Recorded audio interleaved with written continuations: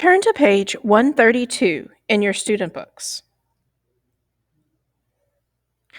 I will read a category and then a set of items that could possibly fit in the category. One of them does not fit. It is the non-example. Choose the non-example and circle it.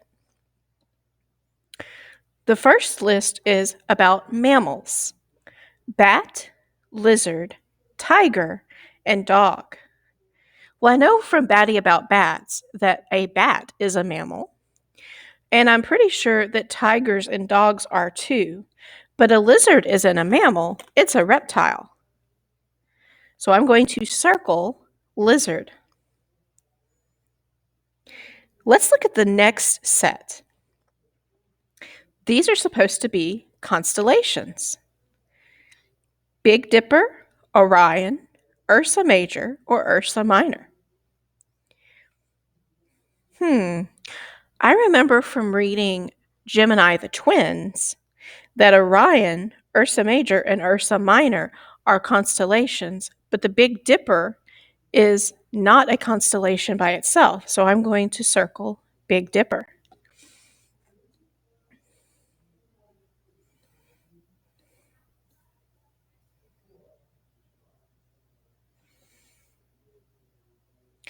Now we're going to read through the remaining items, and I want you to circle the non-example as I read through the items. Fragile: porcelain doll, glass house, coffee mug, plastic cup. Pattern: quilt, constellations, song, circle.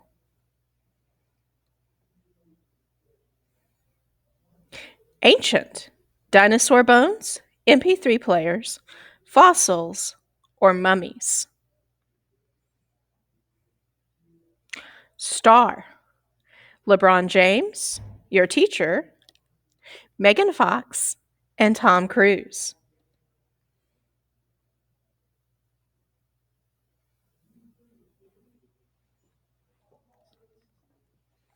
Brilliant: cave, star, lamp, flashlight.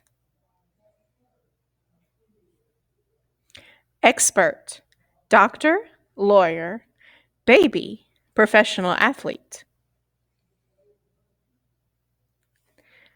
Sturdy: brick house, steel house, wood house, straw house.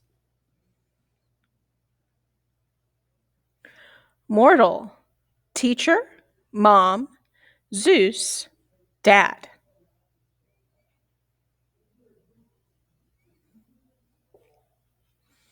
So let's look at our answers. For fragile, you should have circled plastic cup. For pattern, you should have circled circle.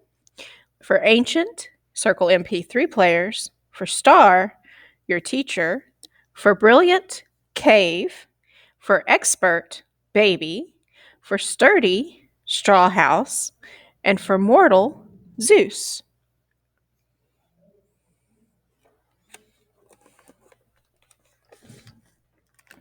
In the previous lesson, you sorted adverbs and prepositional phrases according to questions they answered. Many prepositional phrases function like adverbs. They add meaning to the verb by answering how, when, or where questions. When sentences begin with adverbs or adverbial phrases, we have to use punctuation to separate them from the subject part of the sentence. We use a comma. Let's look at the sentences on the board. Unfortunately, they didn't play jazz music at the party. In 2002, Norah Jones released her first album.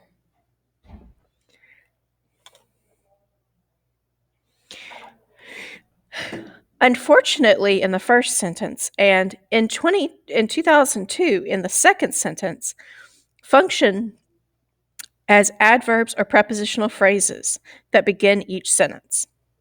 They also require a comma after them to separate them from the rest of the sentence. Changing sentence structure is one way to keep your writing interesting. One of the easiest changes you can make is to move the when, the where, or the how to the beginning of your sentence. You have to make sure you punctuate it correctly. It is correct to put the phrases at the end, but moving them to the beginning will add interest and often sounds better and adds variety to your sentences. Turn to page 133 in your student books. Read each sentence. If the sentence begins with an adverbial phrase, underline the phrase and circle the comma. Every sentence has a comma in it, but not every sentence begins with an adverbial phrase. Write the prepositions from the underlined phrases on the line at the bottom of the page. Let's look at the first example. From the beginning of jazz, artists and photographers have tried to capture its spirit in art. Well, I see the prepositional phrase at the beginning, from the beginning of jazz, so I know I need to go ahead and underline it, as well as put a comma after jazz. And then I'm going to take the word from, since it's the preposition that begins the prepositional phrase, and write it on the bottom line beside the word prepositions. Now let's look at the next one. In the 1920s, there was a new spirit. Is there a prepositional phrase or an adverb at the beginning of the sentence? Yes, in the 1920s. So we're going to underline in the 1920s and circle the comma after 1920s. And then, since it's a prepositional phrase that begins with the preposition in, we're going to write the word in on that bottom line. What about sentence number 3? They did the Charleston the most popular jazz dance. Do we have any prepositional phrases or adverbs at the beginning of that sentence?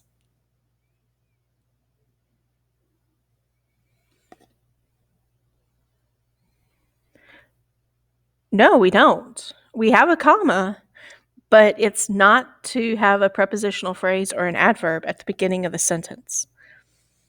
I want you to complete items 4 through 10. Remember that if there is an introductory prepositional phrase or an adverb at the beginning of the sentence, you're going to underline that phrase or adverb, circle the comma that follows, and then if it's a prepositional phrase, write the preposition on the line below.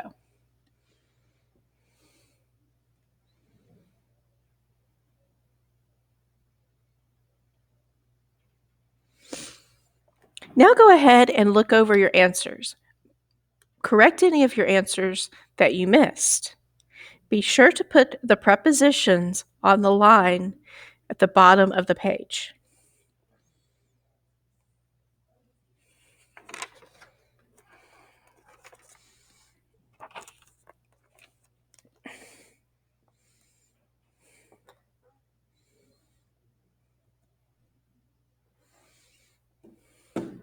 As a reader or listener, you need to constantly monitor your understanding of text. You are constantly updating what you know about the text and making predictions about what the text will say next. You ask yourself questions and determine if your questions have been answered. This ongoing process must be automatic. If you have to stop to think about it, you have to stop reading the text. We have focused on question words to help us understand questions.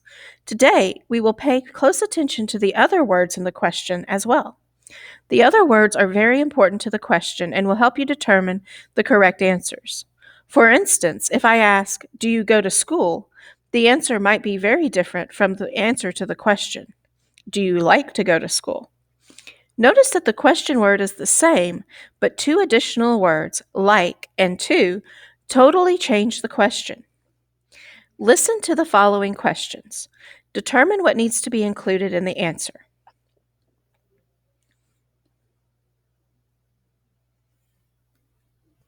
Why do you like jazz? Why don't you like jazz?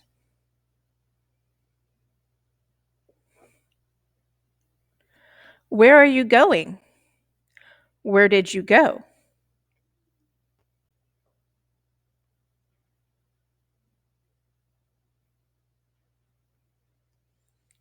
When will she arrive? When will she leave? Who won the game? Who played in the game?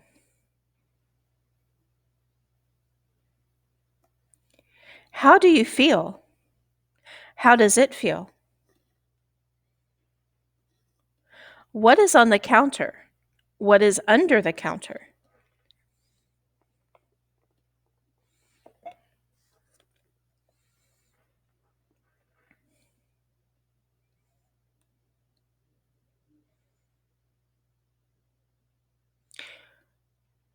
Turn to page 134 in your student books.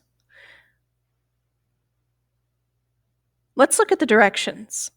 Read each question. Circle the correct answer. Pay close attention to what the question is asking. Let's look at number 1. What time does the class begin? A. Class begins with a warm-up exercise.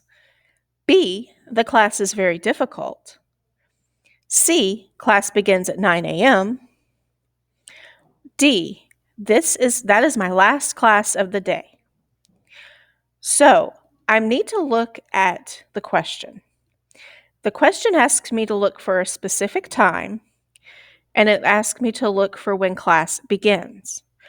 Answer A talks about how the class begins, but it doesn't really give me a time. Answer B doesn't talk about either thing. Answer C has the word begins in it and gives a specific time, 9 a.m. Answer D doesn't tell us when it begins, except that it's the last class of the day. So our answer is going to be C. Class begins at 9 a.m. Let's look at number 2. Where did they find the dinosaur bones? A. It took a long time for them to find the bones. B. They had to dig very carefully to preserve the bones.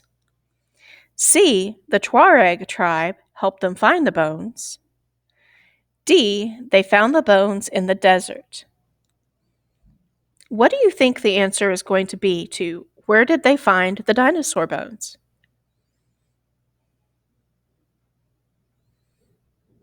The correct answer is D. They found the bones in the desert.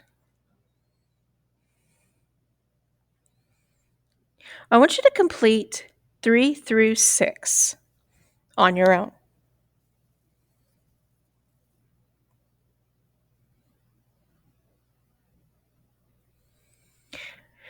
Now look over your answers to numbers 3 through 6. Correct any answers that you have missed. When you are finished, tear out 134 and turn in with your name on it.